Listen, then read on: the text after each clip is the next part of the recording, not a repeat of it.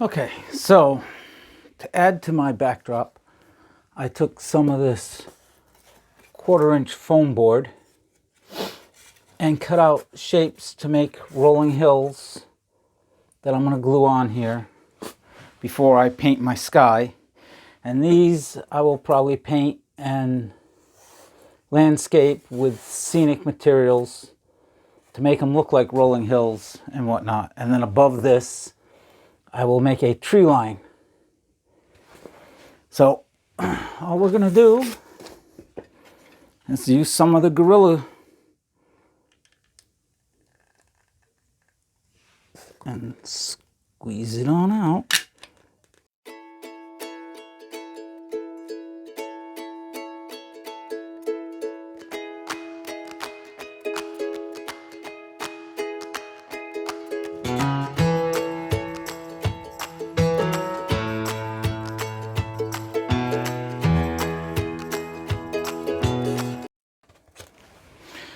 And that's that.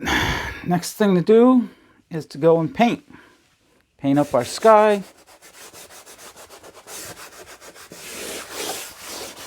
Get it all painted. And then we can paint our hills. Put our scenic material on it. Maybe make some trees, put them in front of it. And we'll see what happens. But yeah, that's how it's looking so far. Okay, folks. We're going to paint our sky. And what I've done is I've picked a light blue color. It's actually left over from painting my rooms in the upstairs of my house. And we're going to put this on as a base coat. Where a lot of people will pick a darker blue that they like for their sky and then mix white. I'm actually going to go the other way and mix a darker blue into this light blue.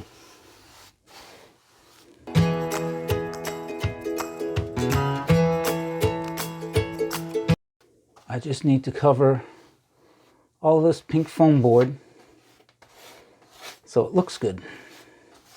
And it's good and wet so I can blend my darker blue into it.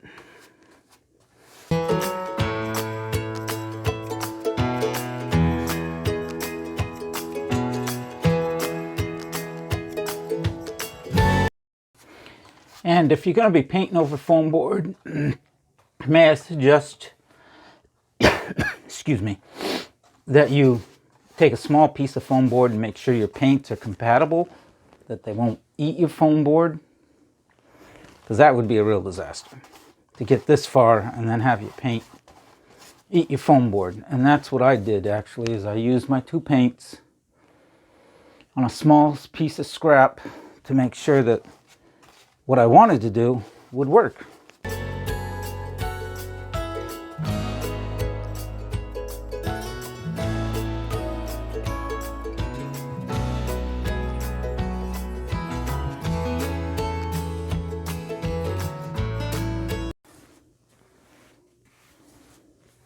And you can just keep working this back and forth until you're happy with it.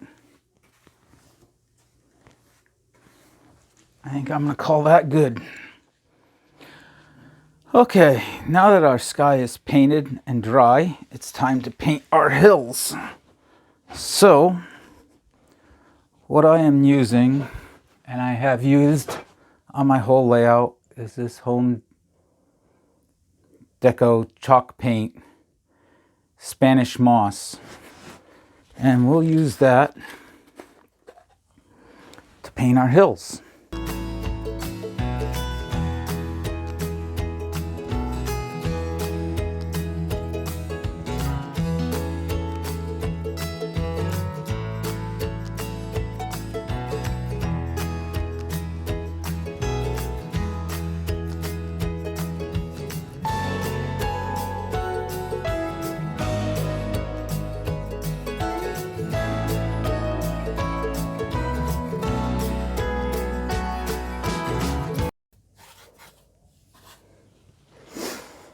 Okay, with our hills painted our green, you noticed I did not paint this one spot here because this is where a stream crosses between our two hills.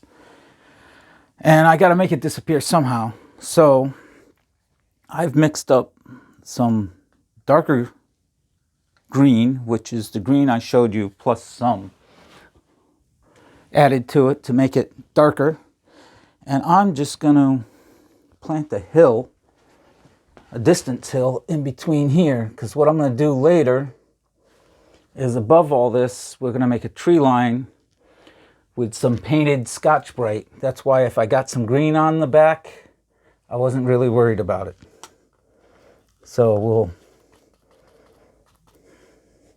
cut in ourselves a hill.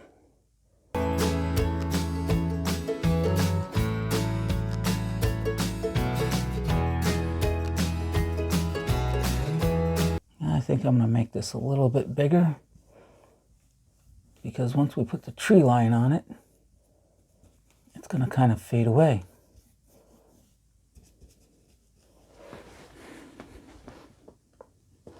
And to give it the effect that it's trees in the distance,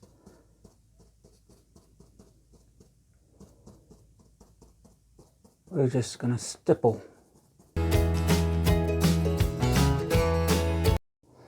Now maybe to add a little variety to our mountain in the backdrop,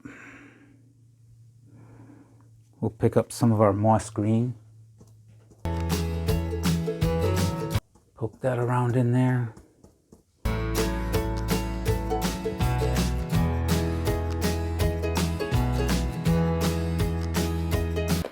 And I even have a leaf green. We'll put a little bit of leaf green in here as well.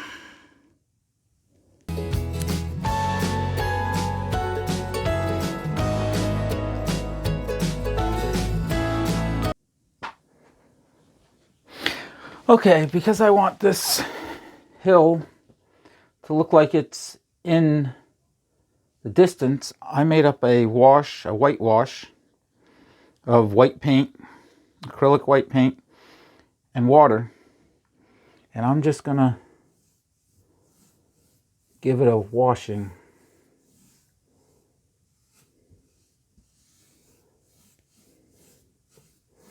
Make it look like it's in the distance. And I got some regular water here in case we think it's too much, because I'm not sure how this is going to come out. I'm just guessing.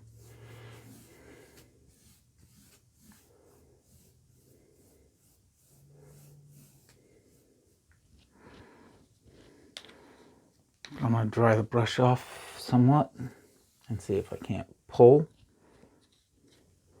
some of this back off.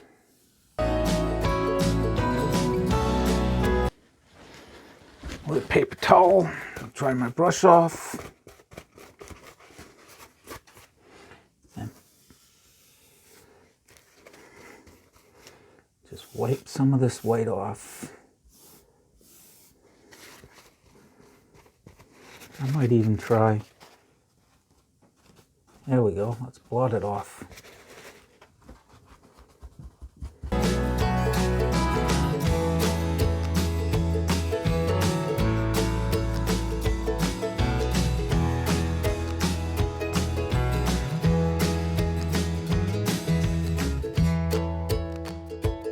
Alright, that doesn't look bad. Looks a little duller.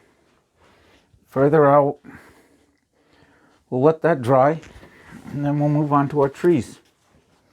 In order to make my tree line, I've got this Scotch-Brite pad. You can buy them in automotive stores and whatnot. And I want something that's going to be a couple inches tall. So all I'm going to do is take this and just rip it. And it doesn't have to rip straight. Matter of fact, I prefer it to rip a little uneven. So now that will get glued on. after we paint it, making our tree line.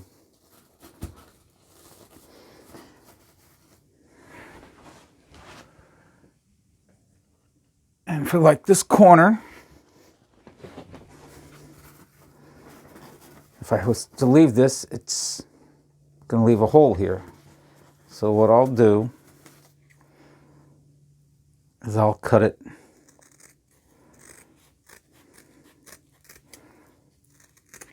to follow down.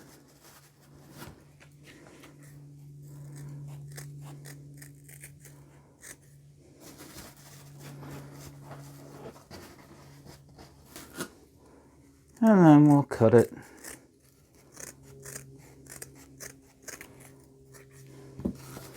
to follow the other side.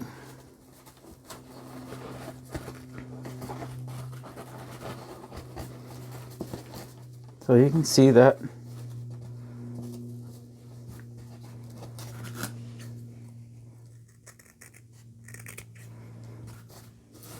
can go right into the corner, and that makes our tree line. And now I'll just take another piece,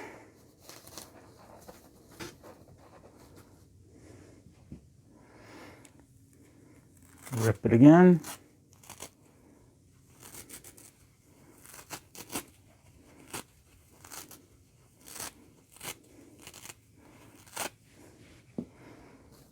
and we can pick up from there.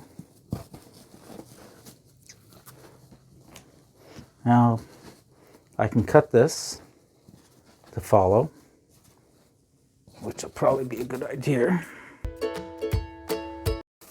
So now we got that one, and now this one wants to follow. And right here we have an abnormal overlap. Actually, yeah. So we'll just cut this on an angle.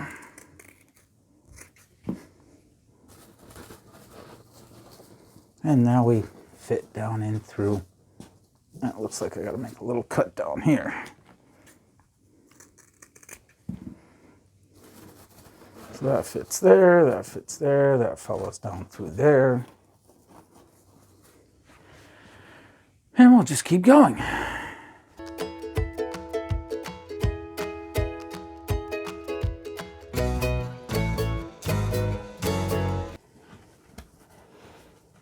So that works right down and through, and what I'm going to do is I'm going to rip this end.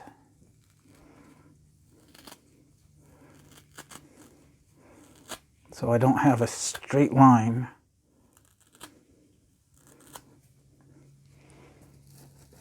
So when we get down to the end, it looks like trees. Now this little high spot, I don't want it.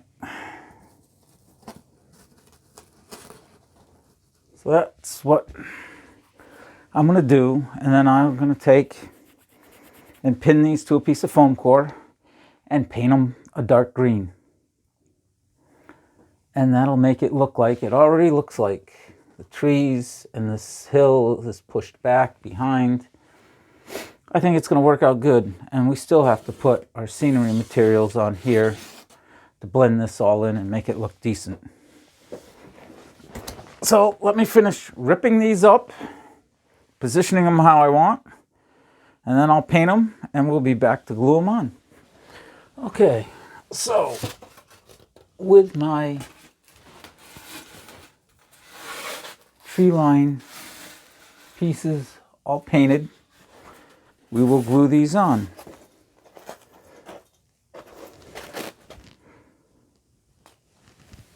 Where they're gonna go.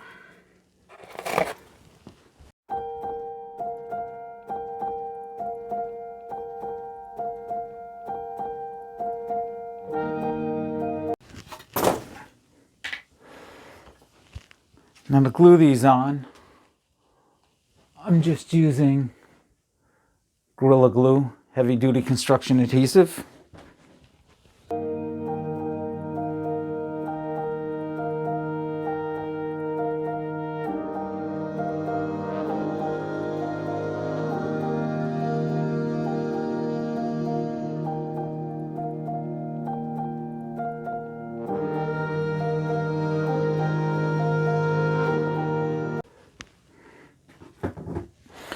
Now we'll just put these pieces in place.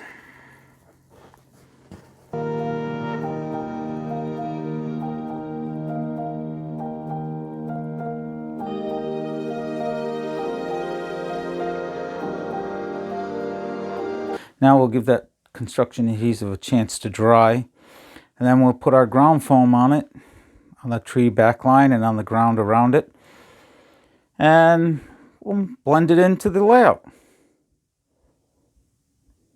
Okay, our tree line's on. It's glued in place,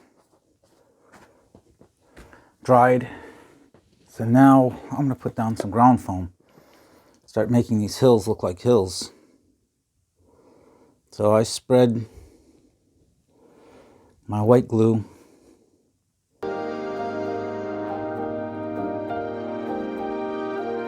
like you've probably seen a lot of other people do this, but if you haven't, this is how I do it. I take my white glue and I spread it.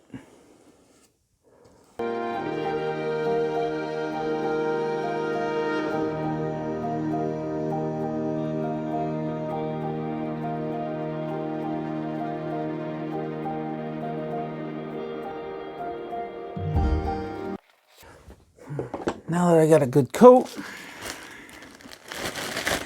I'll start with some Woodland Scenics Turf Blend T49. And I'm the kind of guy that likes to do it a pinch at a time. So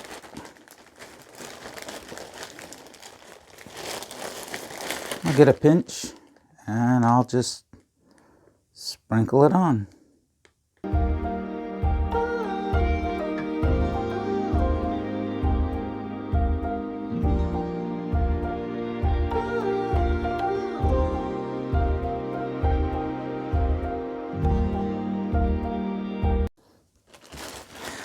That looks like a pretty good coat. Now I got some Woodland Scenics Fine Turf Green Grass T45. We'll add some of that to it.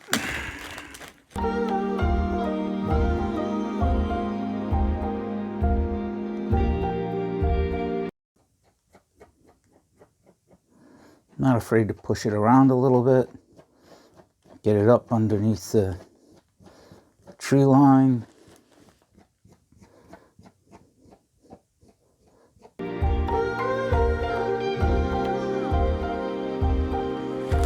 Now I got some, sorry about bumping the camera, burnt grass T44 from Woodland Scenics. We'll just throw some of that in there. A little here, a little there.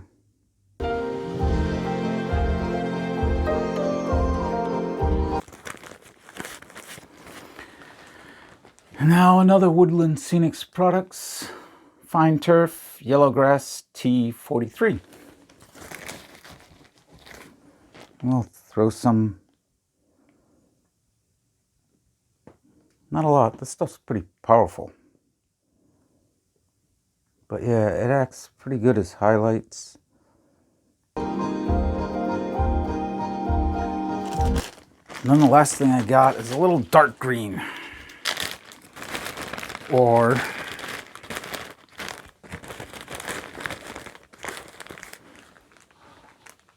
Woodland Scenics Fine Turf Weeds T46. And we'll throw some of that in here too.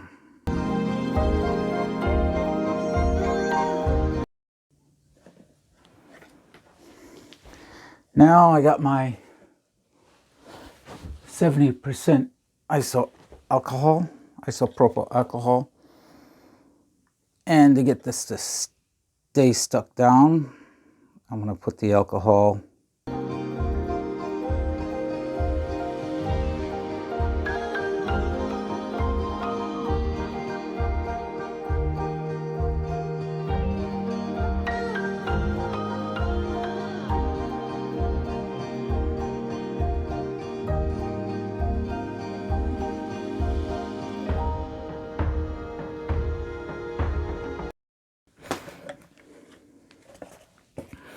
Now that that's all wet down, we'll go over it with the white glue.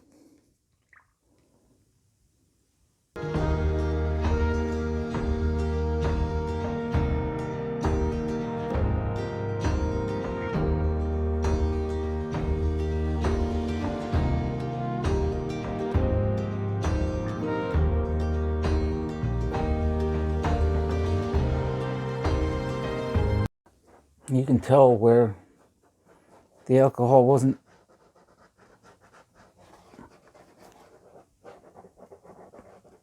on the surface. It balls up, just sits there. So now that's the way it looks. That's the way I leave it. Let it dry. Rub in some of these spots, make them disappear a little bit. Let it all dry up, and that's basically the scenery for it. Then we can clean it up, vacuum off the excess, and we can put it on the layout. So this is how the backdrop is held to the layout, with just a couple of clamps sitting on the blocks that I had added before for it to rest on. So this is how my backdrop turned out.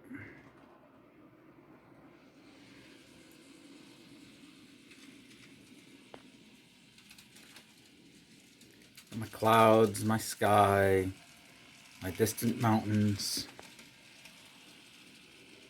You can see the corner. You can still see the seams of the corner. I don't think I can ever get rid of that because it's two pieces, but at least it looks decent.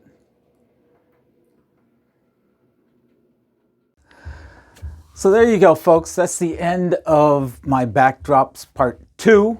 You see me get to the end. You've seen some of the problems I had, maybe trying to whitewash that distant mountain off in the background there.